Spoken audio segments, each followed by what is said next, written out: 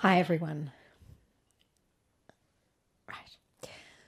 So, we're going far too far. Here we go. So, as I've been introduced, I'm Nicole Kearney. I manage the Australian branch of the Biodiversity Heritage Library here in Melbourne, and I also chair BHL's Global Persistent Identifier Working Group. So today I'm going to talk to you about the work that group's been doing, trying to make the world's biodiversity literature discoverable online now and in the future. Before I do, I want to acknowledge the traditional custodians of the land upon which I live and work, the Boonwurrung and the Woiwurrung peoples of the Eastern Kulin Nation. I also want to acknowledge the First Peoples of every part of Australia, because that acknowledgement is missing from the material I work with. Material such as this. These are all illustrations taken from journal articles that were published by white men in Europe. They come from a time when Australia's animals were being first discovered by Europeans. They don't contain any acknowledgement that there were already a people on this land who had an intimate knowledge and understanding of the biology and the behaviour of Australia's species. I also want to acknowledge the VALA Organising Committee. I was on the organising committee for VALA 2020, so I know how much work goes into organising a VALA conference in pre-pandemic times. We only just made it with VALA 2020 in February. So huge congratulations to the organising committee of this week's conference. The Biodiversity Heritage Library is the world's largest library of biodiversity literature and archival material. At last count, there were 534 contributing libraries across the globe. The project exists because the cultivation of natural science cannot be efficiently carried on without reference to an extensive library. This is a quote from Charles Darwin. I'm sure Darwin would agree that access to an extensive library about biodiversity is now more critical than ever in light of our current climate crisis. And I'm sure he'd also agree that at this time when our libraries have been so restricted over the last couple of years, that access to library materials online is essential. And that it's also essential that these library materials are openly accessible for everyone. The extensive library that we've built on BHL has materials published as far back as the 1400s. This is the oldest book in the BHL's online collection.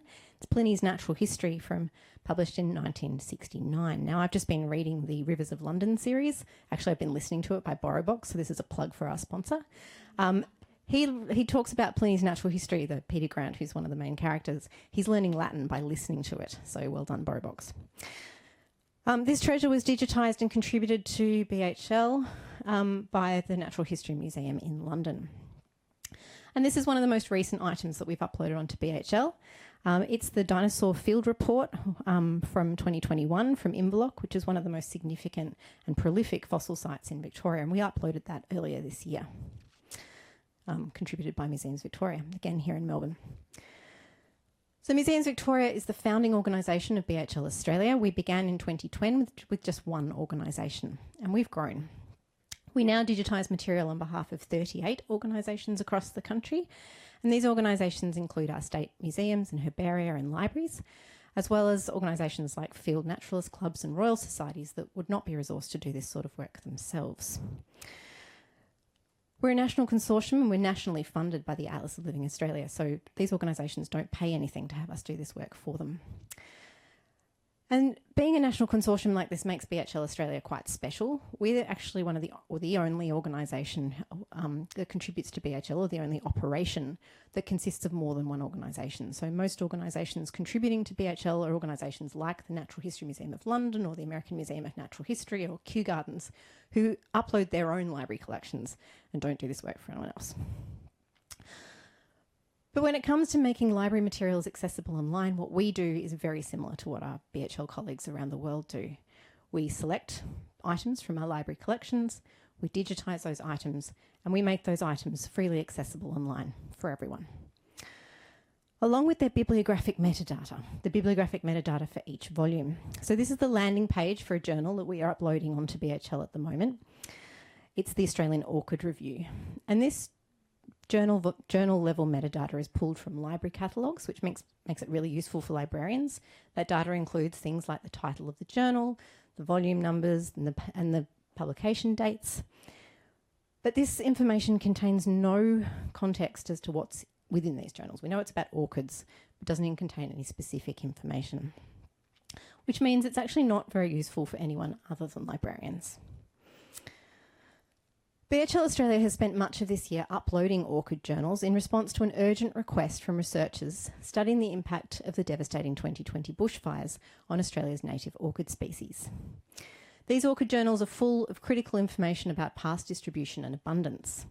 But if these researchers are able to find information about individual species, they need to be able to search for specific article titles, specifically keywords in those titles like scientific names.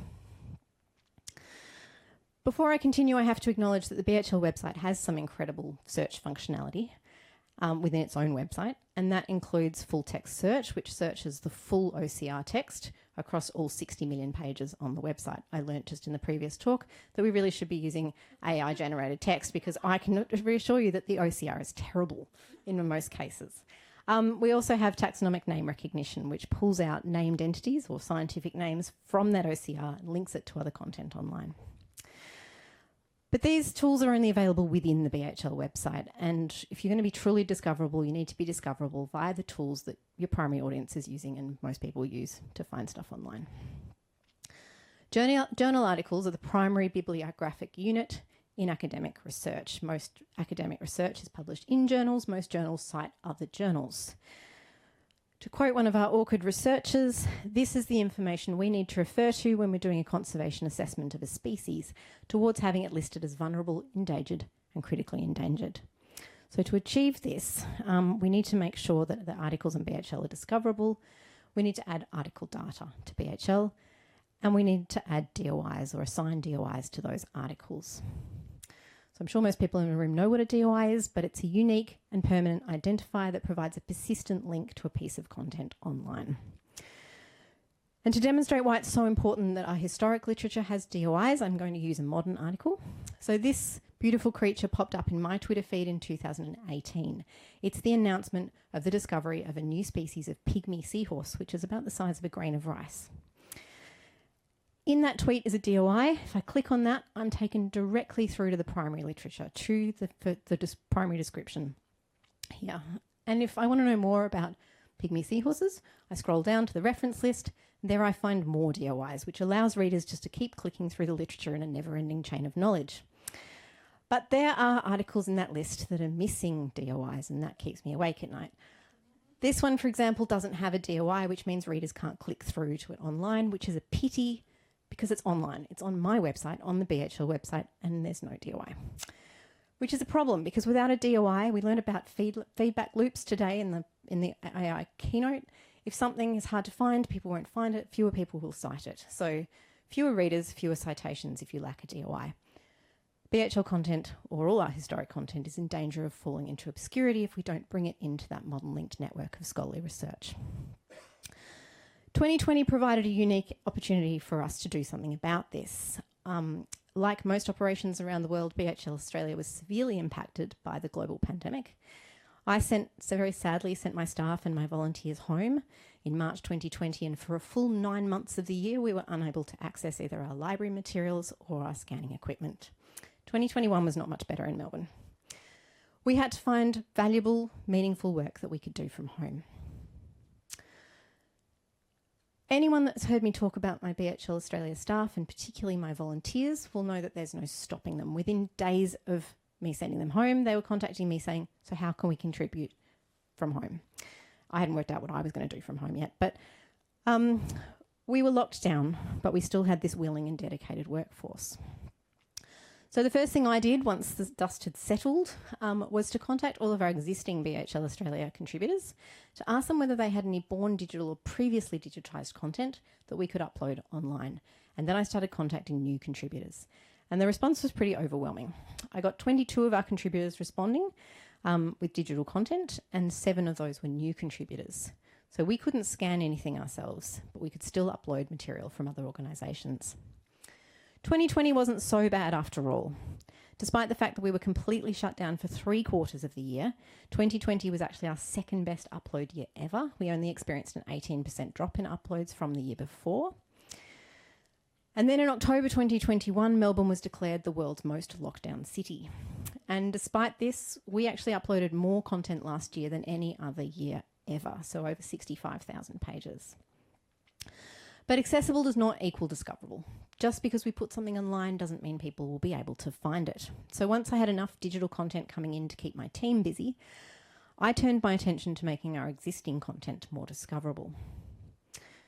In October 2020, I established a global persistent identifier working group within BHL to retrospectively assign persistent identifiers to the legacy literature on our website. Team Retropids brings together the expertise of programmers, librarians, persistent identifier experts, metadata specialists, and BHL super users. And I want to thank this incredibly talented team of people for their dedication and hard work. We've met weekly for the past 22 months, which means that the members of Team Retropids are as persistent as our persistent identifiers.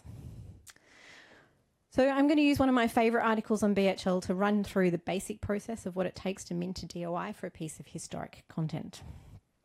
Firstly, you need to gather historic metadata. This is by far the most time-consuming part of the process, and most of this tedious work has been undertaken by BHL volunteers, particularly Bob and Heidi Griffith here in Melbourne, but we've also had volunteers working on this from the New York Botanic Gardens and Harvard University. And secondly, you need to create a landing page, so a URL for the DOI to resolve to. And these landing pages are complete with that article metadata that we've put together, as well as a way to click through to the text. And this makes it discoverable not just within our BHL catalogue, but also via external search engines.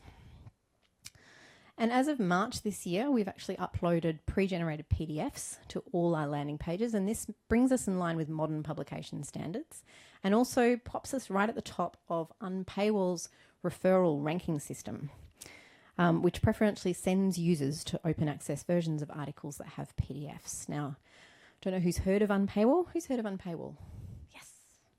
So it's a massive database of over 32 million free scholarly articles. You can download an extension.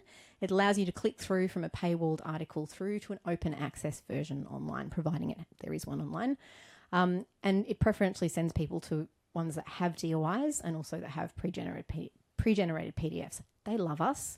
So it's like all things are equal if you have PDFs and you have DOIs, but they like us better. So we're like the pigs. So it's an essential tool. Step 3, once you have defined articles in BHL, you have to give them a DOI. This is the easiest part of the process because our programmer just made this mint DOI button for us. Basically, we just put the IDs in that box, we press add, and all our beautiful data gets pulled across into metadata, into Crossref. And once we've minted a DOI for an article, that programmer also made it so that that DOI would magically appear on our article landing pages. And when that happened for this 1799 description, it became part of that modern linked network of scholarly research. So this article's pretty special. It's the first published description of the duck-billed platypus, its international debut in the literature. And now that it has a DOI, I can track its citations and its out metrics. So we minted this DOI in October 2020, one of the first ones that I minted a DOI for. It now appears in 8 Wikipedia pages. It's a blog, and it's been tweeted or retweeted by 235 users in 331 tweets. So it's not all me because I'm just one of those users. And so reassured that we were doing something important and that people were using what we were doing, we spent the next 22 months assigning retropids to the literature on BHL, and here's just some of those. And I really wish that this was the happy end of the story, but I need to talk about the challenges. To quote one member of our team, retropids are a world of pain. And I rephrase this: the retrospective minting of DOIs involves a range of complexities and hurdles that must be negotiated before the historic literature can be incorporated into the modern DOI system. But basically we're dealing with square pegs in a round hole. So the square pegs being the historic literature, the round hole being that modern DOI system. So our lovely mint DOI button is preceded by a series of warnings, and these include: clean up your historic data. So if we were minting DOIs for new articles, we'd have lovely clean data that adhered to modern DOI standards and fitted in with all the schemas, but we're working with data scraped from websites, downloaded from data sets, and when we're desperate, from that OCR generated from the pages, the images that we uploaded onto BHL. The amount of work required to clean up this data sometimes means that we just start from scratch. And again, I want to thank our BHL volunteers for all their tedious work. Evidently, I could have spent 4 hours to go through all those field diaries, and that we'll be looking into that. Warning number 2, you need permission. So when assigning DOIs, you need to obtain permission from the copyright holder, or you need to be the copyright holder. Out of courtesy, we actually now ask permission for any publisher if they're still existing, even if their copyrights even if their publications are out of copyright. So a lot of the publications we deal with are still publishing today. So far, everyone that we've contacted has to say, can we please assign DOIs to your back issues, has said yes, please. And these institutions include things like the Natural History Museum in London and Harvard University Libraries. Warning number 3, retro children need retro parents. So our first attempt to mint DOIs for some of our old journal articles failed because those journals did not have ISSNs or any sort of persistent identifier. And I could have very easily just assigned a DOI to those journal titles, but because we're a library project, we thought they needed ISSNs. So we worked with the Library of Congress to assign DOIs to some of those old journals. And probably most importantly, don't create duplicates. Hang on. Don't create duplicates. Duplicate DOIs are not really an issue for modern publications, which usually receive their DOIs at the point of publication, so it's very unlikely that there's another copy online. But with historic literature, it's a real risk. So this particular journal article, published in 1857, has an open access version on the Biodiversity Heritage Library. There's another copy of it on Wiley Online, which is behind a paywall. Commercial publishers love putting out of copyright content behind paywalls and whacking DOIs on it. So there's a DOI on this one. Basically, they got in first, which means they have the definitive version that everyone else must cite as part of the DOI system. Now, I've talked about this at previous Viola talks, but quickly glossing over it here. I'm often asked, why don't we just assign a DOI to our version? But that really breaks the DOI system. There should only be one publication, or one DOI for every publication, no matter how many copies there are online. Basically, if you create more than one DOI for an individual publication, you stuff up citation linking and DOI tracking. It's also part of our agreement with Crossref that we don't create duplicates. It happens, there are duplicates that exist. You're supposed to resolve them if you've made a mistake and created one. So even though it drives me crazy that publishers like Wiley, apologies to them upstairs, pop this stuff behind a paywall, I can sleep at night because if we add their DOI to our metadata, Unpaywall will send all the readers to us. A lot of rich university academics don't realise that paywalls exist, like my husband who works at Melbourne University, but for the rest of us, Unpaywall is this invaluable resource. So we've added 62 or over 62,000 external DOIs to BHL over the last few years, and we've assigned over 13,000 new DOIs to BHL articles, and we've defined articles, meaning that they're now discoverable outside of BHL, for over 324,000 articles. That's just a drop in the ocean. We've got a lot of work to do. We've also created new documentation for how to use all the new tools and how to create article data and all of the little nuances involved. And that documentation is available for all of those BHL contributors, over 500 around the world, so hopefully they'll all start doing this work themselves. Finally, let's talk impact. We minted this DOI in October 2020. It now appears on 8 Wikipedia. I think I've mentioned that already. But I will continue. I first tweeted about this when we assigned the first DOI to that platypus. We got some really enthusiastic responses on Twitter. Both the idea of this, DOIs for all, and its actual content are absolutely brilliant. Good to know that an article published in 1799 can be assigned a DOI. Links like that are essential for citations and cross-referencing. It's new to me that BHL gives DOIs to its papers. Really cool, because it follows that the web of citations becomes so much more complete. Now we need this for every other species in order to finally get non-taxonomists to cite our taxonomic papers. And this was my favourite. Retropids are such a fantastic idea, which they are. And then there was this one. Well, that'll do wonders for the author's H-index. So no, George Shaw, publishing in 1799, doesn't have an H-index and he doesn't have an ORCID, but he does have a Wikidata ID, and that allows us to persistently link him to his papers via Wikidata and via Scholia, which is an awesome tool. Also allows us to link him to his co-authors. This is a very cool tool if you want to go and have a play with Scholia. Those authors in orange are the women that he worked with. There's been a lot of work in the BHL community to increase the profile of women in science, and there's also a Her Natural History campaign. One of the people driving that campaign is Siobhan Leachman, who you may remember gave a keynote at last year's Vala, or last Vala 2020. So with efforts such as hers, we should see more of these co-authors, these orange co-authors. It troubles me a little, again, that there's just two types of blue and yellow there. So again, it should be not, we shouldn't be categorising gender. But anyway, incidentally, BHL DOIs are appearing in the ORCID profiles of current researchers.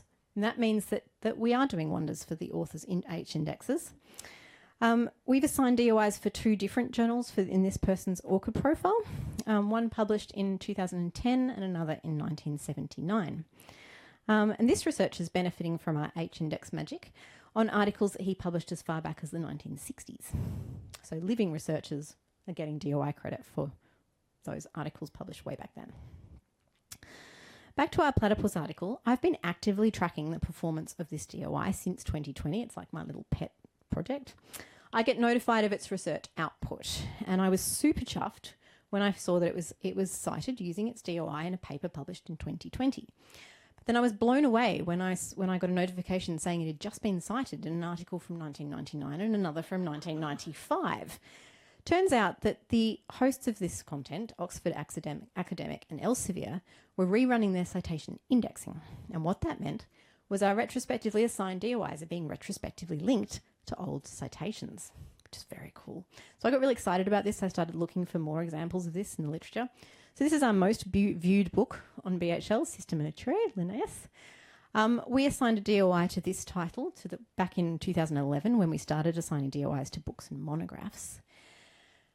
If you look at its tracking, it has been referenced using its DOI 1,927 times as far back as 1940. And then we assigned a DOI to Audubon's Birds of America in 2012, and that DOI has been referenced in a publication from 1858, and we know that because of DOI tracking. So this is the DOI'd version of that article from 1858. It's on Springerlink, well and truly out of copyright, behind a paywall. You can download an article, the PDF of this article, you'll pay €35 for it, or you can click on that little green link over there, which is unpaywall, and unpaywall will take you through to the open access version of that, which is on BHL. So it's really paying off that we have added 62,000 of these external DOIs, so allowing people to find them for free, all this out of copyright content that we have online. And our versions are far nicer and better scanned than the ones on the commercial websites, which are usually black and white and kind of grainy.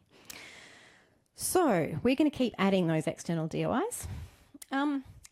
This year we passed a really big milestone that we thought we were going to pass in 2020. Basically everyone stopped scanning, but this year we reached 60 million pages on the BHL website. We know exactly how many pages we currently have. This is data from this week. We also know exactly how many volumes we have on BHL. We count them. We have no idea how many articles there are because they're all kind of locked up in those journals, and we want to unlock that content so we know the journal titles on BHL. So we need more article data. And if we want our users to be able to find, cite, link and share that content, and we want to track how it's being used, we need to continue to add those DOIs. So stay tuned as we continue to unlock the foundation of our understanding of biodiversity amongst that historic literature. And this work is being noticed by other members of the academic community. I've been asked to speak about this at Earth Sciences conferences and history conferences, so it's all very exciting.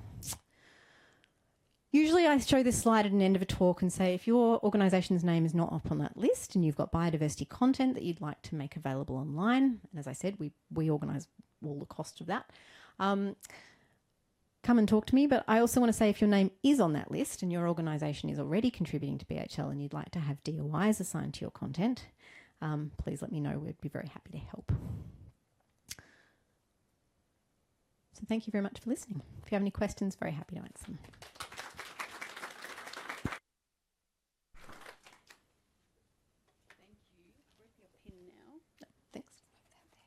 Thank you very much, Nicole.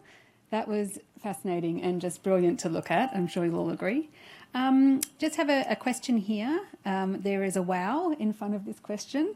And also, is it possible to quantify all the volunteer hours that have contributed to the success of this project? In normal times it is. So the volunteers that come into the museum check in when they arrive and they check out. They've got cards.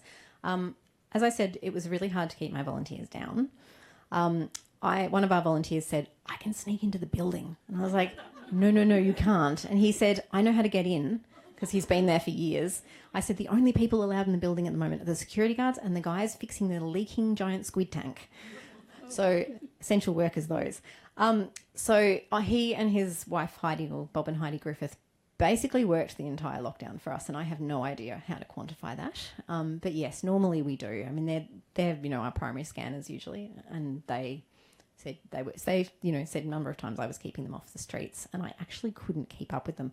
When I had the number of articles that we've defined on BHL, I have to admit that I am not keeping up, and they have actually defined articles for so many more that I haven't yet uploaded, like thousands. So I've just offered a position to someone who's going to help me with that work. It's the first time we've had a new BHL employee since 2014 in Australia. I think that's worth an applause. Yeah, it's very exciting. I can tell you it took from January to finalise the recruitment. I offered her the job this morning.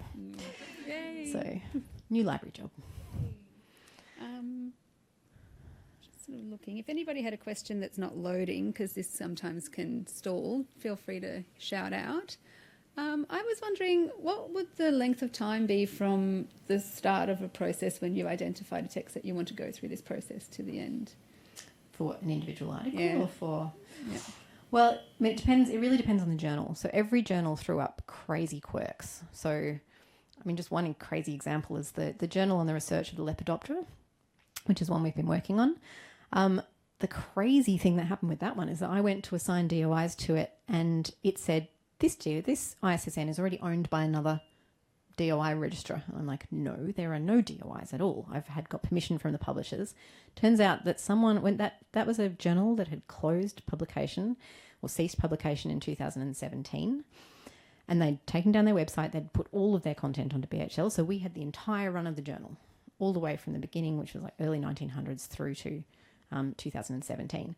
Turns out a pirate publisher had resurrected their website, so it looked exactly the same as it had, and they were now publishing illegally, well, I don't know, it's not illegal, but publishing articles about all sorts of things like health in Singapore hospitals and nothing to do with Lepidoptera, which are moths and butterflies. We have not yet been able to pull that website down. It took 3 months for Crossref to officially transfer, because as soon as you mint a DOI for something, that ISSN belongs to you and no one else can assign DOIs to it. So we do this complicated transfer system for current journals where they transfer the ISSN over to us. We quickly mint the old stuff and we hand it back. And we generally try and make sure that it can happen within kind of a 2-hour period. For this one, they had to actually write to them, like they said, their website looks legit. And we're like, it's not them. Like the publishers are these other people, and the official editor's given me permission. But they actually had to write and give them a window to respond in, and that window was 3 months. And so they've now handed the ISSN over to me, but we still can't get the website down because they're publishing via a hosting service. So we can't even work out who they are. But they're making money because all those articles about random topics are behind paywalls. So there are authors that are being exploited there as well. My goodness. Anyway, so I didn't answer your question. If it's a quick journal, if it's a new one, if we can download existing data from a really good index, we can whack it up. I mean, the actual minting of a DOI takes no time at all. Press a button, off they go. It's the preparation of that data. Depending on the complexity of that data, we have hit all sorts of crazy quirks. And we do a lot of OCR correction. And Not anymore. Yes. Correcting species names where you can't just run a spell check. Yes. Right. Great. Well, thank you very much. That was really interesting. And we thank Nicole for sharing with us today.